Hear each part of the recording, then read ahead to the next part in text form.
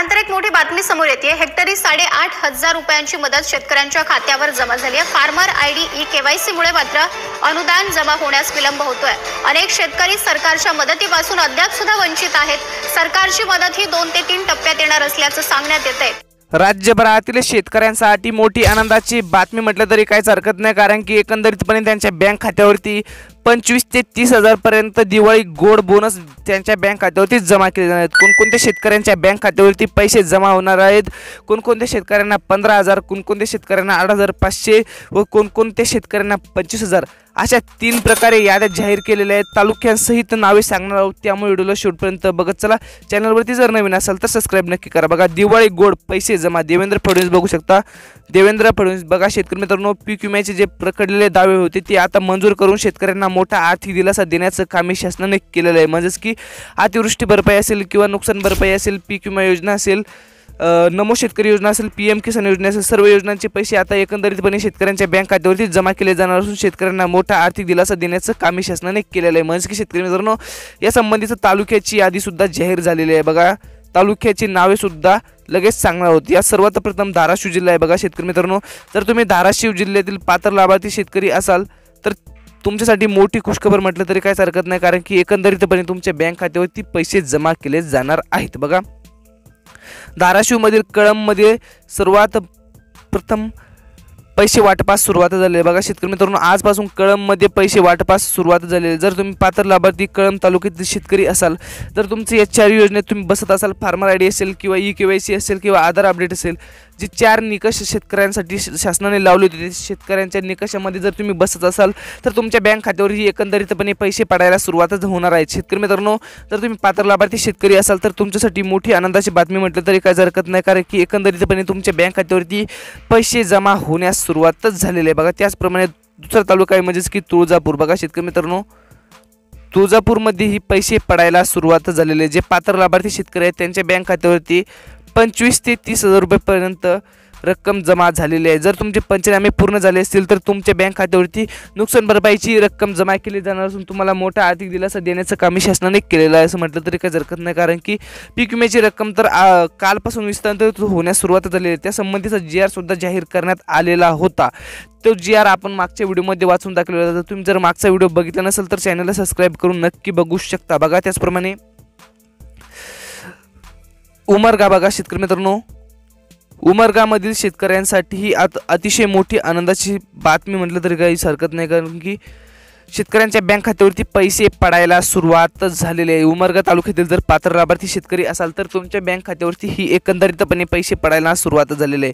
त्याचप्रमाणे दुसरा जिल्हा आहे म्हणजे की शेतकरी मित्रांनो बीडमध्ये ही पात्र लाभार्थी जे शेतकरी आहेत त्यांच्या बँक खात्यावरती सुरुवात झालेली आहे पैसे पडायची, म्हणजेच की केज असेल, त्याचप्रमाणे माजलगाव असेल, म्हणजेच की शेतकरी मित्रांनो माजलगाव मधील पात्र लाभार्थी शेतकरी असाल तर चिंताच मिटली म्हटलं तरी काहीच हरकत नाही, कारण की एकंदरीतपणे तुमच्या बँक खात्यावरती पैसे पडणार आहेत। बघा, त्याचप्रमाणे माजलगाव नंतर दुसरा तालुका म्हणजे तोच म्हणजे धारूर तालुका। बघा शेतकरी मित्रांनो, तर तुम्ही पात्र लाभार्थी शेतकरी असाल धारूरमधील धारूर शिरूर कासार असेल किंवा धारूरमधील पात्र लाभार्थी शेतकरी असाल तर तुमच्या बँक खात्यावरती 25 ते 20 हजार, बघा 20 ते 25 हजाराच्या मध्ये रक्कम तुमच्या बँक खात्यावरती जमा केली जाणार असून तुम्हाला मोठा आर्थिक दिलासा देण्याचं काम शासनाने केलेलं आहे। म्हणजे की शेतकरी मित्रांनो, जर तुम्ही पात्र लाभार्थी शेतकरी असाल तर तुमच्या बँक खात्यावरती रक्कम जमा केली जाणार असून तुम्हाला मोठा आर्थिक दिलासा देण्याचं काम शासनाने केलेलं आहे। म्हणजे की जर तुम्ही पात्र लाभार्थी शेतकरी असाल तर मोठी खुशखबर म्हटलं तरी काहीच हरकत नाही। बघा, त्याचप्रमाणे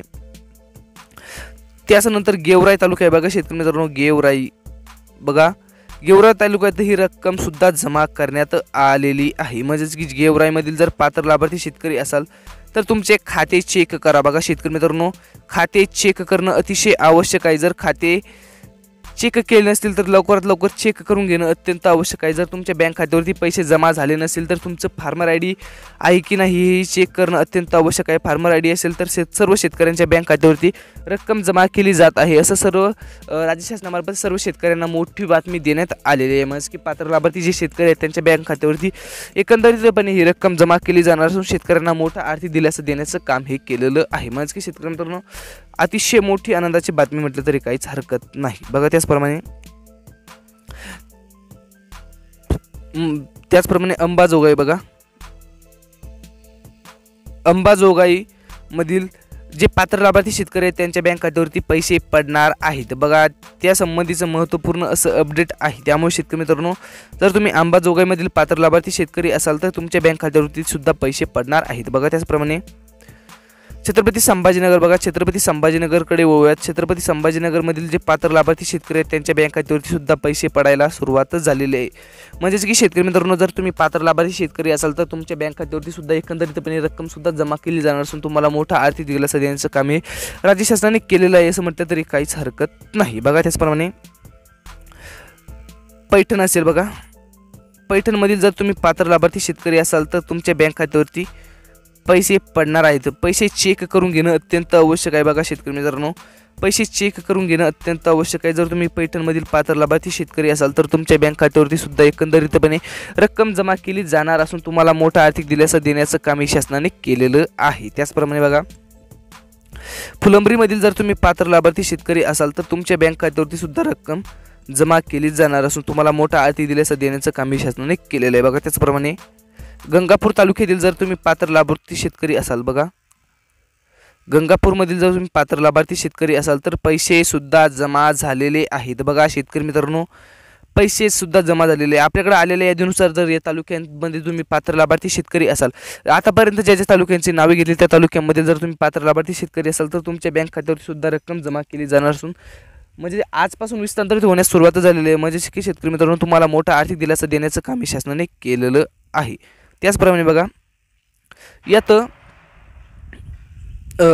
सिल्लोड तालुका, बघा शेतकरी मित्रांनो सिल्लोड, छत्रपती संभाजीनगरमधील सिल्लोड तालुका मध्ये सुद्धा पैसे जमा झालेले आहेत। बघा त्याचप्रमाणे वैजापूर असेल, बघा शेतकरी मित्रांनो वैजापूर असेल, वैजापूरमध्ये सुद्धा पैसे जमा होण्यास सुरुवात झालेली आहे।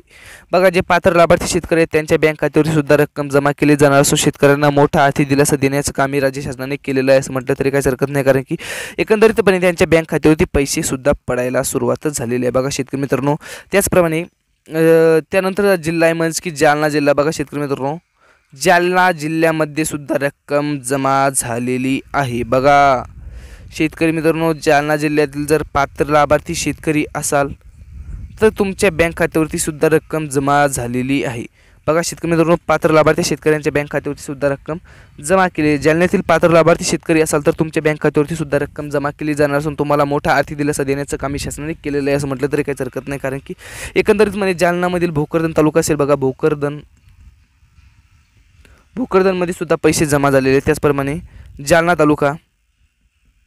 जालना तालुक्यामध्ये सुद्धा पैसे पडायला सुरुवात झालेली आहे। बघा शेतकरी मित्रांनो, पैसे सुद्धा पडणार आहेत। बघा चिंताच करायची गरज नाही म्हटलं तरी काहीच हरकत नाही, कारण की एकंदरीतपणे पैसे सुद्धा पडलेले आहेत। म्हणजे जालना तालुक्यातील जे पात्र लाभार्थी शेतकरी आहेत त्यांच्या बँक खात्यावरती पैसे सुद्धा पडलेले आहेत। काही शेतकऱ्यांच्या बँक खात्यावरती पडायचे बाकी आहेत, काही शेतकऱ्यांच्या बँक खात्यावरती पैसे सुद्धा पडलेले आहेत। बघा त्याचप्रमाणे दुसरा तालुका आहे म्हणजेच की शेतकरी मित्रांनो तो आहे बदनापूर। बघा बदनापूर तालुक्यातील शेतकऱ्यांच्या बँक खात्यावरती सुद्धा पैसे पडायला सुरुवात झालेली आहे।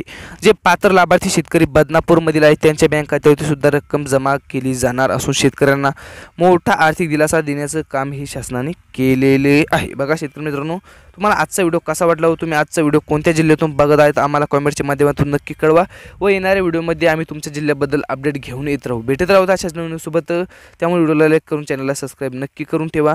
जय हिंद, जय महाराष्ट्र।